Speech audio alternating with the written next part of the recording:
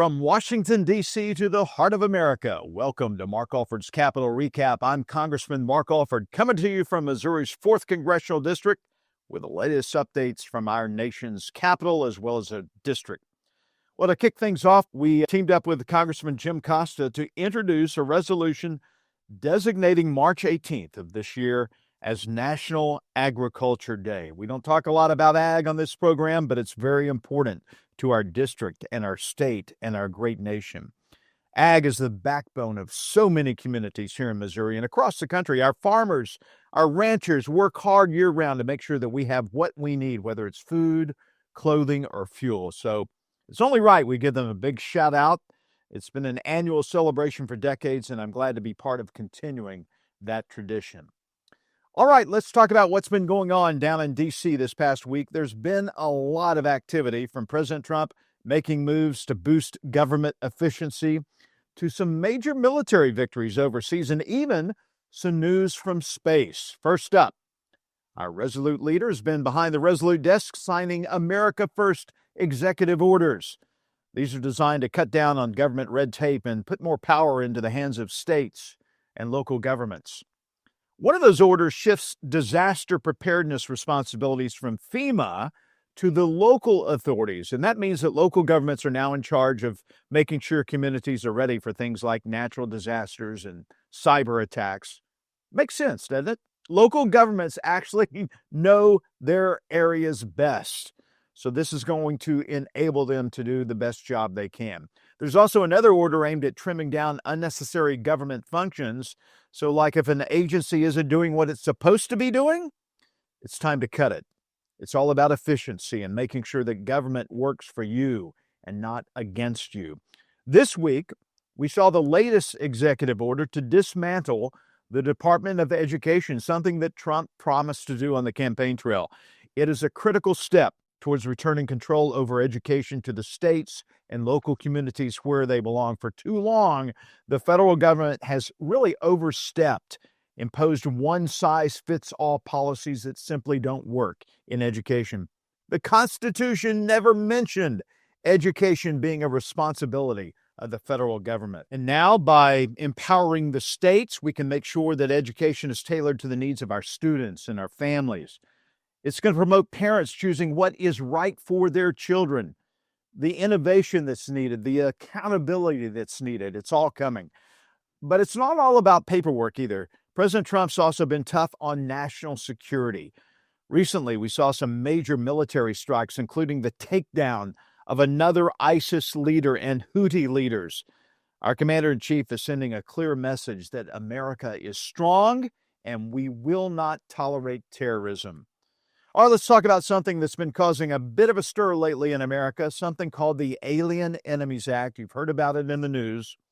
It's a really important piece of legislation that's been around since 1798. Basically, it gives the president the authority to detain or deport non-citizens from countries that are considered hostile towards the United States, especially during times of war.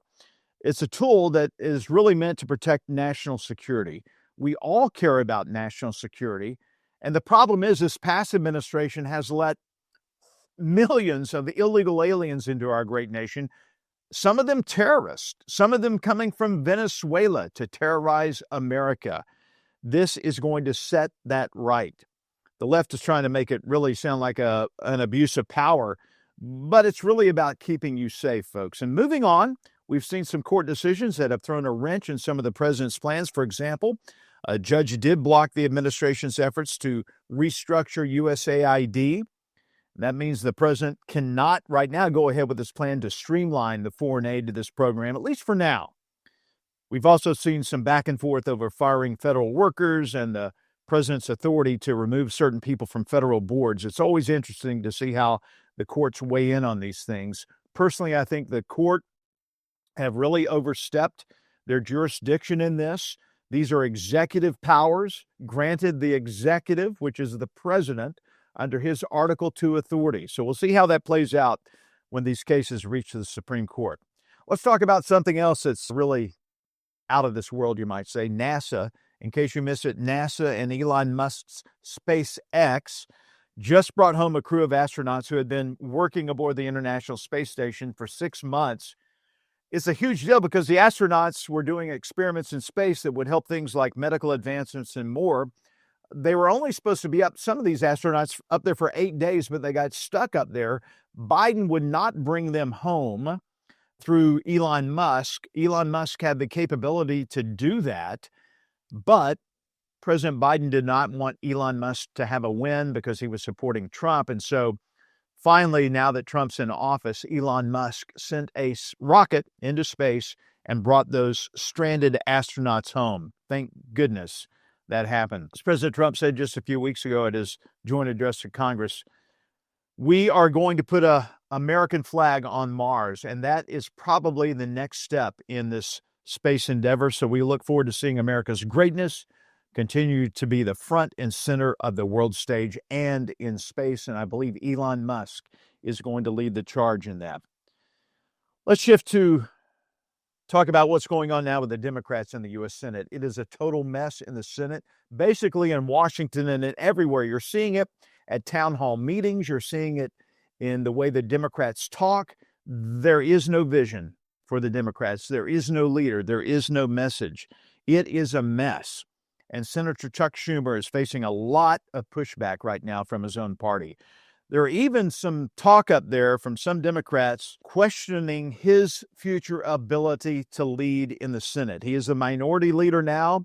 Last year, under the majority of the Democrats in Senate, he was the majority leader. That's changed. It's tough to have a strong agenda when you're struggling really to unite your own party, and that's what the Democrats are struggling to do right now. This time right now of Democrat disarray really gives us an opportunity as Republicans to advance policies that really resonate with the American people. That's something Democrats don't have right now.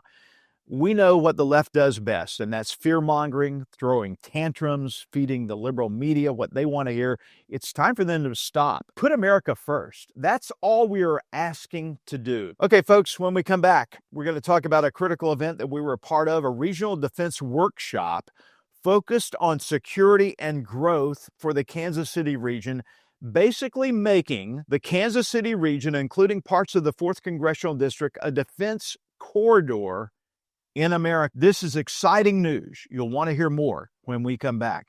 You're listening to Mark Alford's Capitol Recap. Stay with us. Welcome back to Mark Alford's Capitol Recap, diving into what's going on in Washington, D.C. and in our district here in Missouri. Let's talk about a first-of-a-kind regional workshop that really highlights the defense, the national defense and security assets of the Kansas City region, the investment opportunities and the growth partnerships that are happening right here. You may not have heard about this, but there is a plan in place now to make the Kansas City region, including parts of the 4th Congressional District, a defense corridor for the United States of America.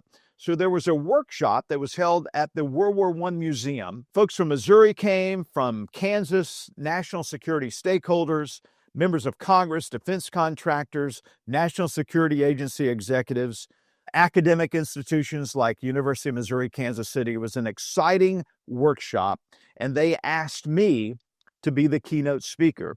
Having been on the Armed Services Committee in the past Congress, having 2 great defense bases, Whiteman Air Force Base and Fort Leonard Wood in our district. They wanted to hear from me about what I saw as the future of the military and this defense corps. This was my keynote speech. Take a listen. 27 years ago today, I started at Fox 4, my first day on the air just down the road here. I was a little bit thinner, had darker hair, and thought I had arrived. I had no idea that I was going to be standing before you today as a member of Congress talking about defense. I'm here today speaking for the good folks of Missouri's 4th Congressional District, 24 counties that start in Cass County, work their way down to almost Springfield, over to Lake of the Ozarks, include 2 very fine DoD facilities, Whiteman Air Force Base, which we'll talk about, and also Fort Leonard Wood, which is well represented here today. Missouri's 4th is also filled with farmers who greet the dawn, families who gather around the supper table, soldiers and airmen who stand watch over our liberty.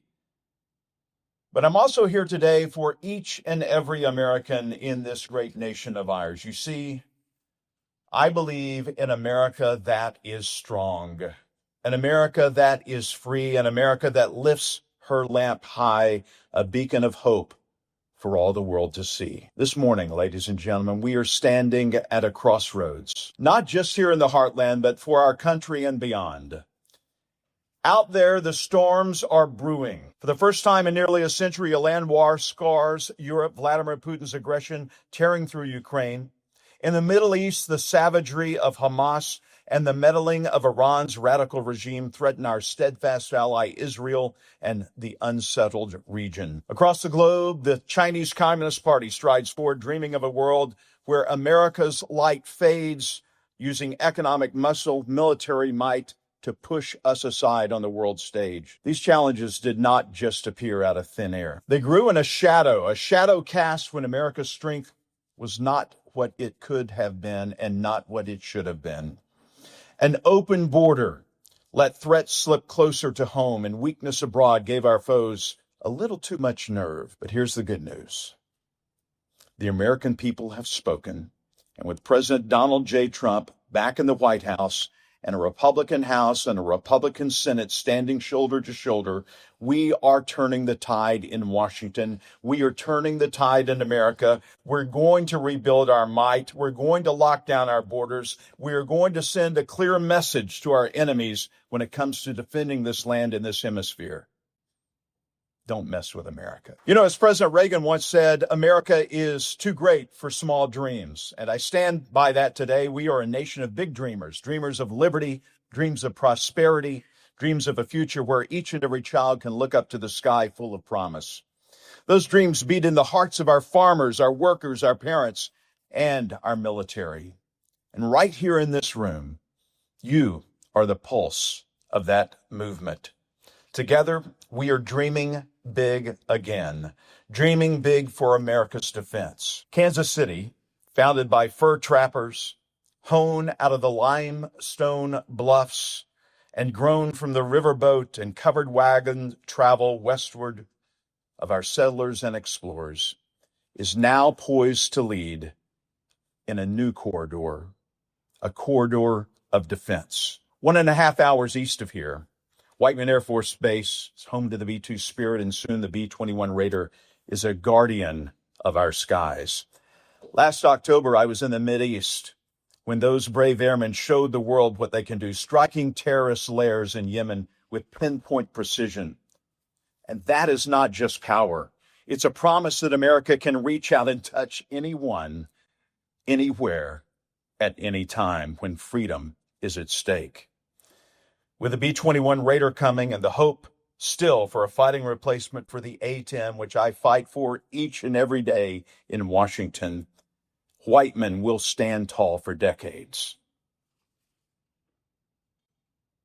And then there's Fort Leonard Wood, where we are forging tomorrow's warriors, combat engineers, military police, specialists ready for any threat. With an improvement in recruitment, we've added 5 new basic combat training companies and cutting-edge facilities to keep them sharp. These are not just bases. They are the sinew and steel of our defense right here in Missouri's backyard. By developing new training modules, leveraging emerging technologies, and strengthening collaboration with defense contractors and private sector leaders, Fort Leonard Wood will be a central hub for preparing our forces for the complexities of modern warfare.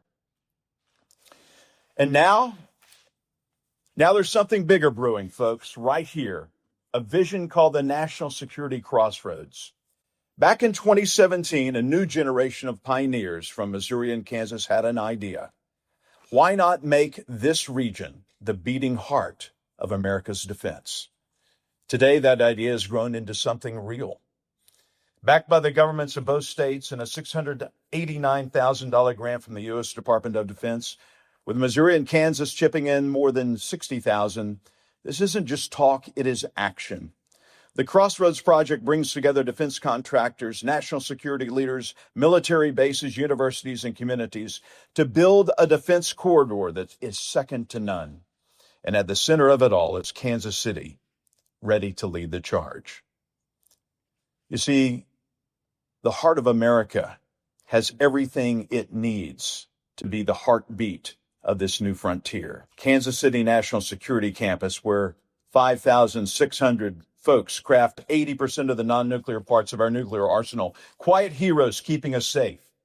It has a strategic spot smack in America's heartland, with roads, rails, and rivers tying it to our great nation. And we have the University of Missouri, Kansas City, a powerhouse of innovation. Just last month, if you've heard, UMKC earned its stripes as an R1 research university, spending $55 million a year on cutting-edge work and turning out top-notch talent. They're tackling counter-drone technology for the Navy, dreaming up energy materials to power our future, and training the next generation of leaders. With the Crossroad projects, UMKC is partnering with giants like Honeywell, Textron Aviation, and Spirit Aerosystems to turn ideas into jobs, high-paying jobs that lift up this region. And this just isn't about defense, ladies and gentlemen. This is about our destiny. The Crossroads can bring federal investment pouring in. It can spark innovation and put Kansas City and this region on the map as a cornerstone of our national security. Imagine a defense corridor stretching from Wichita to St. Louis with Kansas City right in the smack middle of it all, humming with new businesses, new technologies, new opportunities.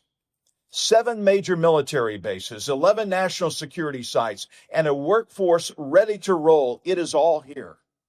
It's all here right in the heartland. And with President Trump's push to bring manufacturing home, we are primed to make that happen. Last Congress, as you've heard, I fought on the House Armed Services Committee for our troops in our region. We were successful on the Quality of Life panel under the direction of General Bacon, our chair, and with the votes in Congress to secure a 14.5% pay raise for junior enlisted members, $1.2 billion for barracks, $139.5 million for Whiteman and Fort Leonard Wood combined. And now, with our position on the Appropriations Committee and Vice Chair of the Military Construction Veteran Affairs Subcommittee, we have a front row seat to make sure that Missouri's voice rings out. Let me assure you, folks, we will keep Whiteman and Fort Leonard Wood thriving, and we will help fuel the Crossroads Project to drive prosperity across Kansas and Missouri. But this is about more than budgets and bases. It is about who we are as a people. You see, I believe in America that still values life, family, God, an America that stands for the flag, that kneels in prayer and rises to meet the challenge of each new day. An America that respects law and order, that lifts people up and always asks the question, how do we get it done? We are securing our borders because a nation without borders is not a nation. We will guard our faith and families because they are our foundation. And we will rebuild our might on the world stage because peace comes through strength, not wishful thinking, and certainly not from a wishy-washy military. The road will not be easy, and it never has been. They doubted us in 1776 when patriots faced an empire. They doubted us in 1861 when we held this union together. They doubted us in the Cold War when tyranny loomed large, but each time we showed them what we were made of. And why? Because of the folks like you here today with bold ideas and the energy and the tenacity and the guts to get it done for the American people. With God's grace and our grit, there is no mountain that we cannot climb, no dream that we cannot chase and make a reality. So I want to encourage you here this morning to march forward. Unite in a bold vision. Let's make America strong again, strong in our national defense, strong in our values, strong in our resolve. Let's make Kansas City and this region the hub of a new defense corridor, a shining example of what we can do when we work together. In conclusion, I believe in America first, a republic without equal, a refuge for freedom and liberty. And together, we will keep her that shining city on a hill, and we will succeed. We will prove that our best days are still ahead of us as a nation.